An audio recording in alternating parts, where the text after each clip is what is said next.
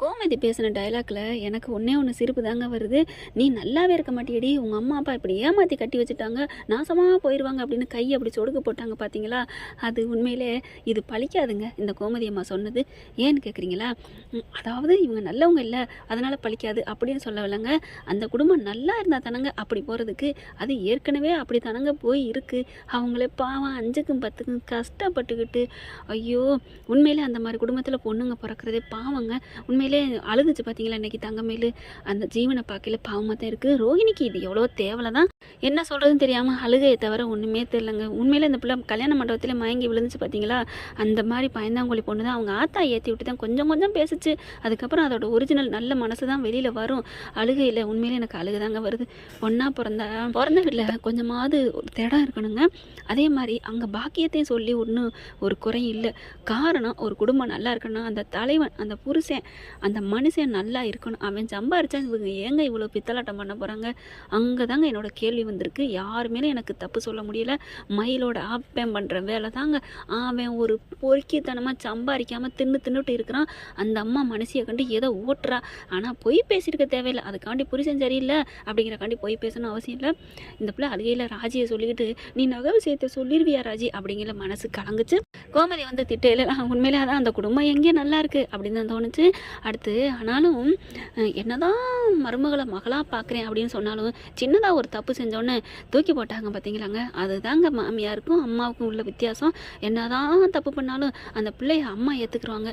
ஆனால் மாமியார் ஏற்றுக்கல பார்த்தீங்களா. தான் பையனுக்கு மட்டும் பக்கத்தில் படுத்துக்கிட்டு வீசி விட்டுட்டு இருக்காங்க. குறிப்பாக உங்களுக்கு ஒன்று சொல்கிறேன் ஃப்ரெண்ட்ஸ், நான் வந்து தப்பு பண்ண மயிலுக்கு சப்போர்ட்டிங்காக வரல, ஒரு இயற்கையை வந்து எப்படிலாம் மனுஷங்க இருக்காங்க அப்படிங்கிறக்காக நான் சொல்ல வரேன். அதாவது எனக்கு மட்டும் பாதுகாப்பு கொடுக்குறாங்களாம். அப்போ மருமக தப்பு பண்ணிட்டா பொய் சொல்லிட்டா அப்படிங்கிறக்காண்டி அப்படியே ஒதுக்கி விட்டாங்க பார்த்தீங்களா. அந்த பிள்ளையும் உள்ளுக்குள்ள ரூமுக்குள்ள கூனி குருவி அழுதுகிட்டு தானே அங்கே கிடக்கு. அந்த ராஜிக்கு இருக்க கருணை ஏன் இல்லை? அந்த கோமதிக்கு பாண்டியனுக்கும் பொய் சொல்லிட்டாதான். அவள் என்ன பண்ணா? புருஷனை விட்டுட்டு உன் பிள்ளைய விட்டுட்டு இன்னொரு புருஷனோட ஏதாவது பண்ணாலா? எதுவும் இல்லையேங்க, தெரியாமல் பண்ணிட்டேன் அத்தைன்னு அழுகுது. இல்லை கொஞ்சம் இறக்கம் காட்டலாம். அது கொஞ்சமாவது அதாவது மயனுக்கு காட்டுற பாசத்தில் ஒரு கருணை காமிக்கவே இல்லை. மாமியார் மாமனார் அப்படிங்கிற கெத்தில் தான் அவங்க நிற்கிறாங்க. அடுத்து என்ன நடக்குது? காலையில் வரட்டும்னு போயிட்டு ரெடியாக நிற்கிறாங்க. இங்கே பாக்கியமும் வந்துடுதுங்க. வந்த கையோட என்ன சம்மந்தி, என்ன என் மக மறுபடியும் உண்டாயிருக்காளா அப்படிங்கிற மாதிரி பார்க்க, உன் மக 2 வச்சுருக்கா என் வீட்டை, நல்ல லட்சணத்தில் பண்ணி வச்சுருக்கீங்க அப்படிங்கல. என்னடா அது, எந்த பொய்யை சொல்கிறாங்க, ஒன்றுமே புரியலையே அப்படிங்கிற மாதிரி நடுங்கி போய் நிற்கிதுங்க. அப்புறம் தான் எல்லாத்தையும் புட்டு வைக்கிறாங்க. எல்லாம் உண்மையும் தெரிஞ்சு போச்சான்னு தூக்கி வாரி போடுது. அப்படியே பாக்கியத்துக்கு அவங்க அப்பனுக்கு, சம்மந்தி தெரியாமல் பண்ணிட்டேன் சம்மந்தின்னு சொல்லல, இங்கேப்பா உன் மகளை கூட்டிகிட்டு மரியாதையாக போயிரு அப்படிங்கிறாங்க. அம்மா அம்மானு மயில அழுகுது. அப்படியே கலையப்பறம் நடக்குது. இங்கே பாருங்க, என் பிள்ளைய நான் கூட்டிகிட்டு போக மாட்டேன், அவள் என்ன தப்பு பண்ணிட்டா, உங்களுக்கு நல்ல குடும்பஸ்தியா இல்லையா அப்படிங்கிறாங்க. ஏதோ தெரியாமல் தப்பு பண்ணிட்டான் அப்படிங்கிறாங்க. என்ன தப்பு பண்ணிட்டான்? இங்கே பாருங்க, எங்களை ஏதாவது பண்ணீங்க நான் அப்புறம் போலீஸுக்கு போவேன். போலீஸுக்கா? எதுக்கு போவேன் அப்படின்னு கோமதி கேட்க, வரதட்சணை கேட்குறீங்க நான் சொல்லுவேன், எதுக்கு ஆதாரம் கேட்பாங்களே. இங்கே பார், இதுக்கு மட்டும் ஆதாரமே இல்லை. என் பொண்ணு கம்பளையாக அழுதுகிட்டு அம்பளையாக போய் நின்று இந்த மாதிரி வரதட்சணை கேட்குறாங்க அப்படின்னு சொன்னால் என்ன ஆகும் தெரியுமா? அத்தனை பேர் உள்ளர போவீங்க. யோ ஃபோனை போடியா, போலீஸுக்கு கூப்பிடியா அப்படிங்கிறாங்க. சரவண செம்ம காண்டாகிறாரு. அடைச்சி நீங்களாம் ஒரு மனுஷ ஜென்மமா, தப்பு பண்ணிட்டு கொஞ்சம் கூட குற்ற உணர்வு இல்லையா அப்படின்னுட்டு இருக்காங்க. என்ன அப்புறம் நாங்களும் எவ்வளோ தான் கெஞ்சிருது அப்படின்னு கொய்யமையன்னு சவுண்டு நடக்குது.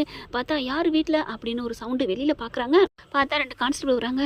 என்ன போலீஸு? ஏமா எப்போம்மா நீ பண்ண அப்படின்னு மயிலு கேட்க, ஏய் நான் இன்னும் பண்ணலடி, பரவாயில்லடி, நம்ம நினச்சோடனே போலீஸ் வந்து நிற்கிது, போலீஸ்காரவங்களும் நல்லவங்களா இருப்பாங்க போல இருக்கே அப்படிங்கல. இங்கே சரவணன் யார் அப்படின்ட்டு வரையில, அண்ணே நான் தான். ஓ நீ தானா அப்படின்னு சொல்லிட்டு, நீ இந்த சரவணன் தானா, நான் உன்னை நிறைய வாட்டி பார்த்துருக்கேனப்பா கடையிலலாம் அப்படிங்கிறாங்க. அதுக்கப்புறம் என்ன பிரச்சனை அப்படின்னு கேட்குறாங்க. அப்படியே பார்க்குறாங்களா, அம்மா நான் தாம்மா வர சொன்னேன் அப்படின்னு சரவணன் சொல்கிறாங்க. அடுத்து எல்லாரும் அப்படியே ஸ்தம்பிச்சு போய் நிற்கிறாங்க. போலீஸை பார்த்தோன்னே, என்னம்மா ஏமாத்தி உங்கள் பொண்ணு அந்த பிள்ளை தலையில் கட்டி வச்சிருக்கீங்க, பாவம் அந்த பையன் அழுகிறேன் அப்படிங்கிறாங்க. இங்கே பாருங்கள், அதெல்லாம் இல்லை, இவங்க தான் வரதட்சணை கேஸு போட்டு பயங்கரமாக டார்ச்சர் பண்ணுறாங்க, நான் கம்ப்ளைண்ட் கொடுக்குறேன், எழுதிட்டு போங்க அப்படின்னு சொல்ல, என்னம்மா விளையாடுறியா, நீங்கள் உடனே ஈஸியாக சொன்னோன்னே நாங்கள் பண்ணுறதுக்கு, நீங்கள் ஸ்டேஷனுக்கு வாங்க எல்லாம் பண்ணிக்கலாம், இப்போ இவர் கம்ப்ளைண்ட் கொடுத்துருக்காரு, இவரோட கம்ப்ளைண்ட்டை தான் நாங்கள் எடுக்க வந்திருக்கோம், என்ன நினச்சிட்டு இருக்கீங்க அப்படின்னு சொல்லிட்டு பேசுகிறாங்க. அடுத்து பார்த்தா குடும்ப தகராறு நடந்துட்டு இருக்கா. என்னங்கய்யா பெரிய கேஸாக இருக்கணும் தான் இந்த மாதிரி போச்சு அப்படின்னு சொல்லிட்டு இருக்கேன். பார்க்குறாங்க சரவணன். அப்பா எனக்கு இப்போ வேணாப்பா, இவளை விரட்டி விடுங்கப்பா அப்படிங்கிறாங்க. ஐயோ என்னையா பேசிக்கிட்டு விரட்டி விடு, பொண்ணு தானே, பொண்டாட்டி தானே, வச்சுக்கையா. போலீஸ்காரர் நீங்கள் நல்லவராக இருக்கீங்க அப்படிங்கிற கோமதி பார்க்குறாங்க. ஏங்க உங்கள் பிள்ளைக்கு உங்கள் பையனுக்கு படிப்பு கம்மியானவளை கட்டிட்டா ஏமாத்தினா, அதுவும் ஏமாத்தினா தெரிஞ்சு பண்ணால் பரவாயில்ல, அதுக்கு நீங்கள் ஒத்துக்குவீங்களா? உங்களை விட உங்கள் பொண்ணை விட உங்கள் பையனை விட 3 வயசு மூப்பாக இருந்தால் ஏற்றுக்குவீங்களா? அதெல்லாம் ஏற்றுக்க மாட்டேன், ஆனால் சொல்லி செஞ்சால் நான் ஓகே தான் அப்படிங்கிறாங்க. ஆனால் இவங்க சொல்லலை, ஏமாத்திட்டாங்க அப்படிங்கிறாங்க. நாங்கள் கம்ப்ளைண்ட் கொடுக்குறோம் அப்படின்னு பாக்கியம் முந்துறாங்க. அம்மா நிறுத்துமா, இந்த தம்பி வர சொல்லியிருக்காரு, அந்த கம்ப்ளைண்ட் நாங்கள் எடுக்க வந்திருக்கோம் அப்படிங்கிறாங்க. என்னங்க இந்த கம்ப்ளைண்ட் தானே அப்படிங்கிறாங்க. இது இல்லை, அவர் கொடுத்ததே வேற அப்படிங்கிறாங்க. பாண்டியன் பார்க்குறாரு. என்னப்பா அப்படிங்களா? அப்பா அதெல்லாம் வேற, அவங்களே சொல்லுவாங்க அப்படிங்கிறாங்களா. இதில் யார் அப்படின்னு மயிலோட அப்பா பற்றி சொல்ல, இவர் தான் எங்கள் கடையில் களவாண்டது.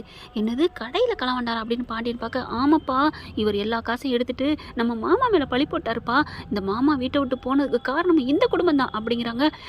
என்ன சம்பந்தி இப்பெல்லாம் உங்கள் பையன் பேசுகிறான், நாங்கள் ஏதோ பொய் சொல்லி ஏமாற்றி கல்யாணம் பண்ணோம் தான் இல்லைங்களே, ஆனால் நாங்கள் 10 பைசா கூட கடையில் எடுக்கல சம்பந்தி, உங்களுக்கு நான் நேர்மையாக நடந்திருக்கேன். நேர்மையாக நடந்திருக்கியா, இங்கே பாருங்க அப்படி சொல்லிட்டு சாட்சியத்தை காமிக்கிறாங்க. போலீஸுக்கும் அதை அனுப்பிடுறாரு நம்ம சரவணன். பார்க்குறாங்க, பார்த்தா ஆடி போகிறாங்க.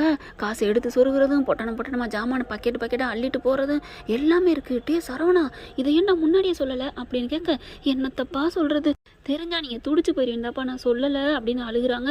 இதுக்கு தான், இந்த திருட்டு கேஸுக்கு தான் நான் கம்ப்ளைண்ட் கொடுத்துருக்கேன் அப்படிங்கிறாங்க. அப்படியே கைது பண்ண போகிறோம் அப்படின்னு சொல்லி கூப்பிட, ஐயோ சம்மந்தி அப்படின்னு அழுகுறாங்க. என்னமோ ஓவராக பேசுனேன், கம்ப்ளைண்ட் கொடுப்பேன், வரதட்சணை கேஸ் கொடுப்பேன்னு, இப்போ என்ன பதுங்குற, நீ பெரிய ஆள் தாண்டி அப்படின்னு கோமதி சொல்ல, போலீஸ் வருது, வந்துட்டு கைது பண்ணுறோம் அப்படிங்கிறாங்க. ஐயா மன்னிச்சுக்கோங்க ஐயா இவனு அப்படியே பாக்கியம் துடிக்குது. ஐயோ என் புருஷனை விட்டுருங்க பாவம் அப்படி இப்படின்ட்டு. அப்போ தான் பார்க்குறேன் சரவணன். அப்போ நீங்கள் இப்போ கேஸ் கொடுப்பேன் அப்படி இப்படின்னு சொல்கிறீங்கல்ல, அந்த இதோட விடணும்.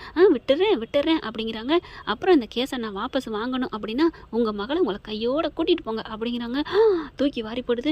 என்ன பார்க்குறீங்க அப்படின்னு சொல்ல, சம்மந்தி இனிமேல் நாங்கள் எந்த பிரச்சனைக்கும் வரமாட்டோம், என் பிள்ளை இங்கே மட்டும் இப்போ ஆழ்ந்துடட்டுமே, அங்கே கஞ்சி தண்ணிக்கே நாங்கள் கஷ்டப்படுறோம், நீங்கள் பெரிய கொடீஸ்வரன், உங்கள் புருஷன் பீத்துவார் அப்படின்னு சரவணன் சொல்ல, சரவணன் தாங்க துடிக்கிறாரு வைக்கிறாரு. அங்கே மீனா செந்தில் எல்லாரும் வந்துடுறாங்க. ஐயோ என்ன இப்படிலாம் ஏமாத்திருக்கீங்க அப்படின்னு அவங்க பங்குக்கு அவங்க பேச, கதிர் மட்டும் எல்லாரையும் கொஞ்சம் பொறுமையாக இருங்க, இதெல்லாம் ஒரு நாட்டில் ஒரு தப்பு இல்லை, ஒரு குத்தம் இல்லை, அதாவது நடந்துட்டு தான் இருக்குது அப்படிங்கிறாரு கதிர். நீ சும்மா இருடா அப்படின்னு சொல்லிட்டு கோமதி அடக்குறாங்க.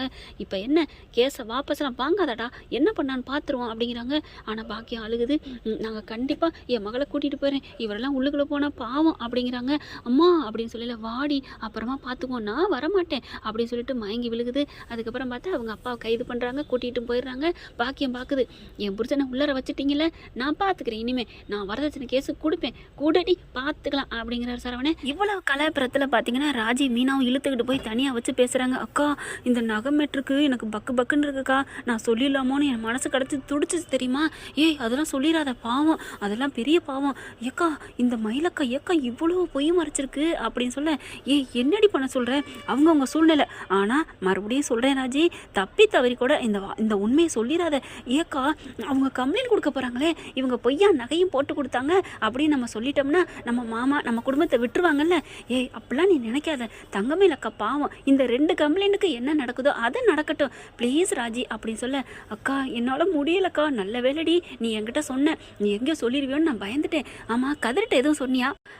கதிர்கிட்டலாம் சொன்னால் உடனே போய் அப்படின்னு நினைக்காத, உடனே போயெல்லாம் சொல்லாது, கதிர் தம்பி ரொம்ப நல்ல பிள்ளை, என்ன மாதிரி தான் அதுவும் நினைக்கும். இல்லைக்கா அவர் அம்மா அப்பா அண்ணனுக்கெல்லாம் ஏதாவது ஒன்றுனா தாங்க மாட்டாருக்கா, என்ன பண்ணிட்டாங்க தாங்காமல் போய் பண்ணுறதுக்கு, நீ சும்மா இரு, கதிரை பற்றி நீ இவ்வளோ தான் தெரிஞ்சுக்கிட்டியா அப்படின்னு சொல்ல, அப்படியா அப்படிங்கல, சூப்பர் அண்ணி அப்படின்னு கையை தட்டிட்டு வராரு. திரும்பினா கதிர் அப்படியே அதிர்ச்சி ஆகுது. ஏண்டி அப்படி பார்க்குறாரு, பாவி அப்படின்னு மனசில் நினச்சிட்டு, ஏராஜி அண்ணி புரிஞ்சுக்கிட்ட அளவு நீ என்ன புரிஞ்சுக்கல, இதான் நீ என்ன புரிஞ்சுக்கிட்டியா? இல்லை கதிர் அது வந்து கதிர் அப்படின்னு சொல்ல, இவ்வளோ நடந்திருக்குது ஆனால் நீ மறைச்சிட்டீங்க ஏன் அண்ணி நீங்களும், இல்லை கதிர் அது வந்து கதிர் அப்படின்னு இழுக்கிறாங்க. அப்புறமா பார்க்குறாங்க ராஜி வந்து, கதிர் இப்போ போய் சொல்ல போறியா? ஏன் சொல்லலை அப்படின்னு தான் நான் கோவிச்சேன், அண்ணி சொல்கிறத நானும் சொல்கிறேன், நான் அப்படிலாம் சொல்ல மாட்டேன், நீயும் சொல்லாத, இந்த பிரச்சனை இதோட விடு, இதெல்லாம் மாறும், கண்டிப்பாக ஒரு நாள் மாறி அண்ணன் அண்ணியும் சேர்ந்து வாழ்வாங்க. ஏன் கதிர் நீ இன்னும் நம்பிக்கிட்டா இருக்கிற அப்படின்னு மீனா கேட்க, எது வேணாலும் நடக்கலாம், அதுக்கு நம்ம ஒரு காரணமாக ஆயிர வேணாம், ஒரு பொண்ணோட பாவம் அண்ணி, அவங்க என்ன அப்படி பெருசாக தப்பு பண்ணிட்டாங்க, அது கரெக்டு தான், சிறகடிக்க ஆசை ரோகிணியை விடவா பெரிய தப்பு பண்ணிட்டாங்க, இல்லை சிந்து பைரவி சிந்து விடவா அப்படின்னு அவங்க பேசிக்கிறாங்க. அவங்க பேசுனது சரிதானே ஃப்ரெண்ட்ஸ், இப்படியும் போகலாம், பார்க்கலாம் என்ன நடக்க போகுதுன்னு. இந்த பற்றி உங்களுக்கு பிடிச்சிருந்துச்சுன்னா அவங்க பொண்ணான கையில் ஒரு லைக்கை போட்டு சப்ஸ்கிரைப் பண்ணிடுங்க. Thank you friends.